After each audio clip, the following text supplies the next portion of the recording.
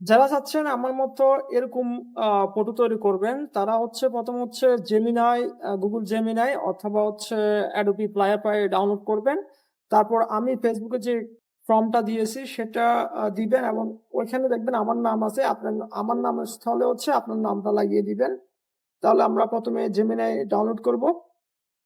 এজন্য হচ্ছে Adobe Firefly অথবা হচ্ছে আমরা Google Gemini সাহায্য নিতে পারি। অর্থাৎ আমি Google Play Store এ গিয়ে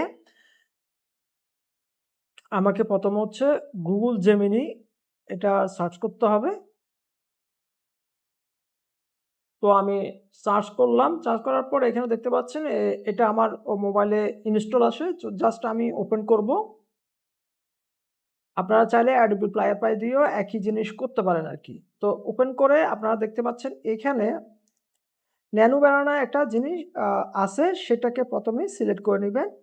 সিলেক্ট করে তারপর হচ্ছে আমার Facebook থেকে আমি যে ফর্মটা দিয়েছিলাম আপনাদেরকে সেটাই আমি কপি করব। কপি করলাম। কপি করে আমি Gemini অ্যাপে আসবো। আইসা এটা পেস্ট করে দিব। তো দেখতে পাচ্ছেন এখানে আরেকটা জিনিস আমি বলে রাখছিলাম যে শুধুমাত্র ফুল বডিটা ম্যাচ করবে।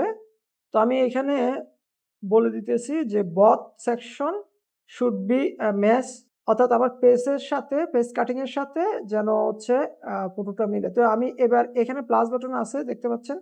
এখানে একটা প্লাস বাটন আছে, এটাতে ক্লিক করব। এটাতে ক্লিক করলে গ্যালারিটা থেকে আমি বা ছবি তুলে আ আমি ফটোটা আপলোড দিব এখানে, দিয়ে তারপর সাবমিট করব যে তুমি ভেক্টর আর্টটা আমাকে বানিয়ে দাও। ঠিক আছে?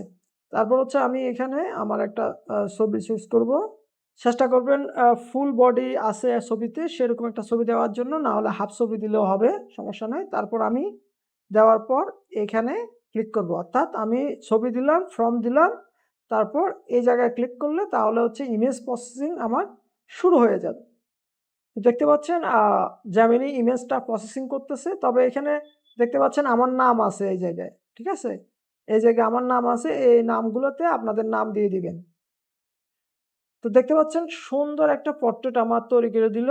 একেবারে প্রফেশনাল মনে হচ্ছে।